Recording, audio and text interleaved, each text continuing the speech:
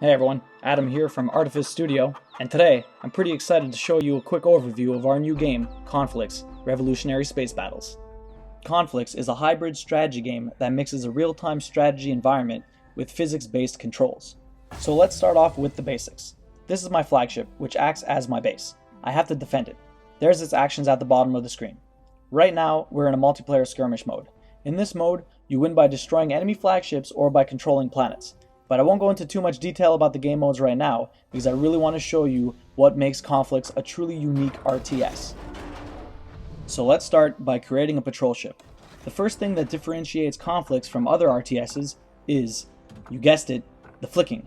Every time you perform an action, such as moving or launching a torpedo, you have to evaluate both the strength and angle carefully so your ship lands where you want it. As you can see, navigating in an asteroid field requires quite a bit of aiming and skill. Another difference between Conflicks and most RTSs, the bumping mechanics. Since every flick you perform is physically based, the size and weight of each ship becomes really important in Conflicks. It really is a transposition of the traditional flicking game, or like I like to say, it's a galactic game of marbles. So since small ships don't bump larger ships as easily as you would want, you have to take that into account whenever you perform a flick and try to bump an opponent into an asteroid or a planet.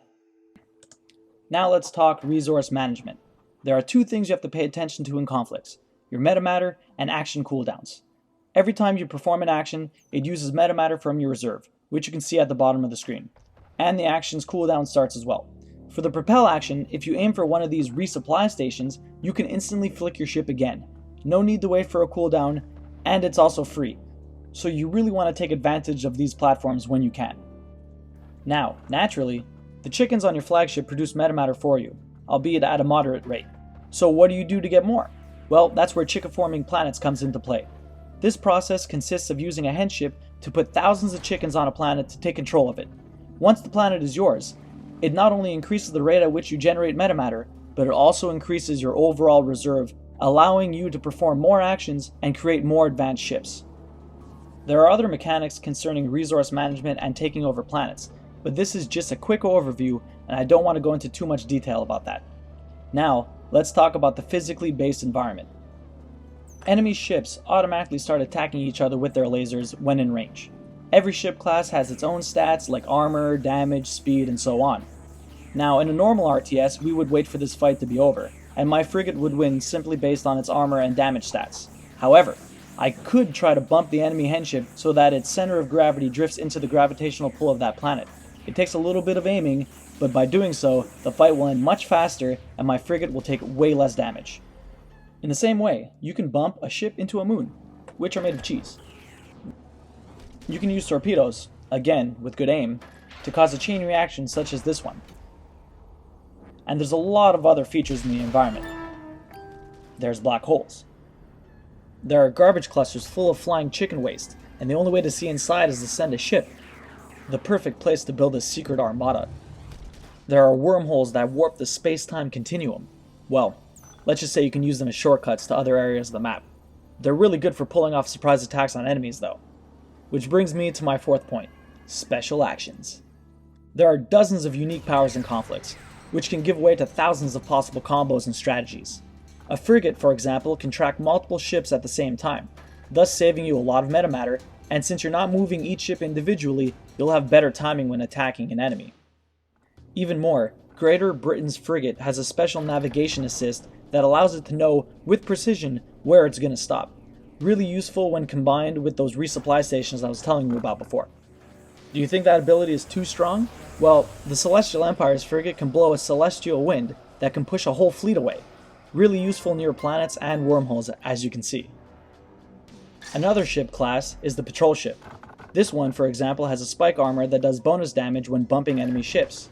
Again, the better your aim, the more efficient the ability becomes. The Sacred Alliance patrol ship can teleport through anything, even planets. Perfect for ambushing enemy hen ships.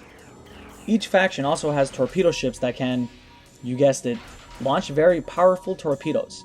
Greater Britain's torpedo ships have the ability to cloak themselves, thus making them invisible to your enemies until they attack.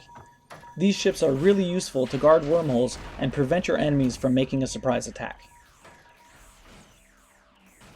Just as useful, the Sublime Gates torpedo ship can clone itself into 4 separate torpedo ships. We also have the Sacred Alliance's corvette, which can teleport any ship it comes into contact with. It's really useful for preventing larger enemy ships from getting too close to your flagship. The battleship is a dominant ship in building a good strategy, since it can create smaller ships anywhere on the map. They're very strong with a lot of firepower. You really have to be careful when approaching any enemy battleship. Very careful, or very clever. Here, I have a corvette from the Celestial Empire. It can produce a persuasive cloud. See what happens when I activate it, and bump into the enemy battleship. It becomes mine for a short period of time. What's more, is while under my control, every ship I create with my enemy's battleship are mine to control for as long as they live. Anyway, since this is just a quick overview, I won't get into too much more detail, but let's just say that there are a lot more special actions in Conflicks, such as Chain Lightning, a Mega Boulder Snipe that requires some pretty good aim, a mini wormhole generator that can teleport an entire fleet in the blink of an eye, a repulsion torpedo that blasts everything away in a large area of effect.